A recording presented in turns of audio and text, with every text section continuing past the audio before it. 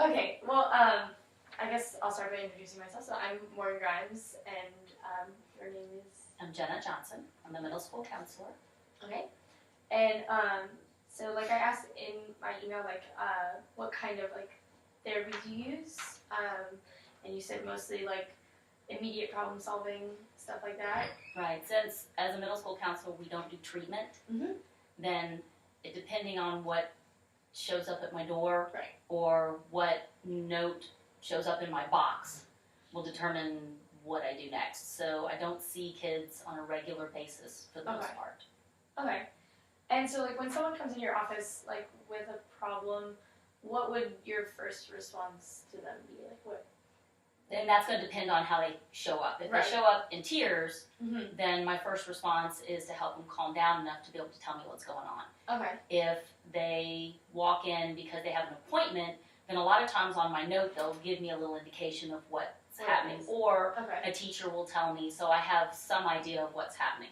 So I don't have to do the calm down part for the most part. Yeah.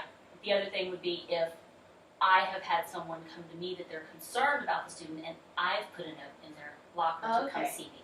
Then I already know what's going on, because at least part of it, because someone else I've asked them. Right. Okay. So the first thing would be if they come in upset, then that's calming them down enough to tell me. And if they don't, then it's hearing from them what they're concerned about, if they're having a difficult time with somebody, what that is, doing a lot of active listening. Initially. And like once you've gotten past that, like with the problem solving part, what have you found is like the most effective way to help them like work through a problem, I guess? A lot of times it's once they start listening to themselves talk about it, and I'm mirroring or I'm telling them what I'm hearing them say. When they start hearing that, they can start figuring out what's realistic and what they're thinking, what's not, that kind of stuff. If they can't, then we kind of look sometimes for patterns. Has this happened before?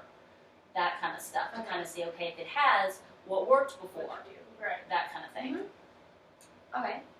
And you said that a lot of times you don't have like reoccurring people. Like, if someone has an issue where they need like that, do you recommend other people? Is that like, how does that work? Yeah, generally, if someone comes in on a one-time basis, then it's a one-time basis.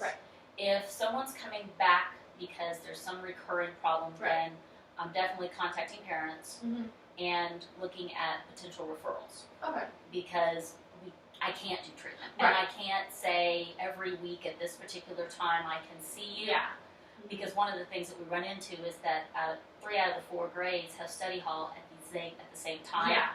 And I can only see kids when they're not in school, in classes. So it makes it difficult for me to say I can see somebody at the same time every week because I'm juggling grades. And so, moving on to kind of like you and your position here, like, what do you find to be the most difficult part of your job here? I think the hard part, well, part of it's because of my personality, is that stopping and starting things a lot, or having, the advantage to having an appointment is that you know it's coming. You know, you can prepare for it, but when all of a sudden it's recess and 5 kids are bringing a crying child in, then it's that, okay, stop, shift gears. You don't have time to mentally prepare yourself for everything that walks through the door. And sometimes it's a friend issue, which is not earth-shattering in me addressing it. But then sometimes it's somebody's hysterically crying, and it's kind of like you have to get in the mindset of figuring out, okay, now I need to make sure that they're safe and they're okay to have a conversation with me. Of course.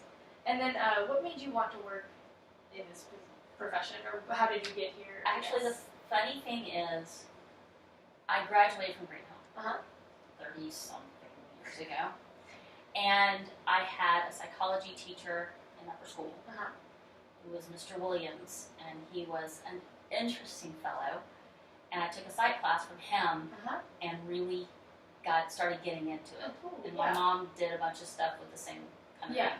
So I had some background in it, but he was fascinating. He was kind of bizarre. Yeah, he was kind of bizarre. So he had an interesting way of looking at things, and it made me interested in looking at things that way. Yeah. Cool. Very interesting.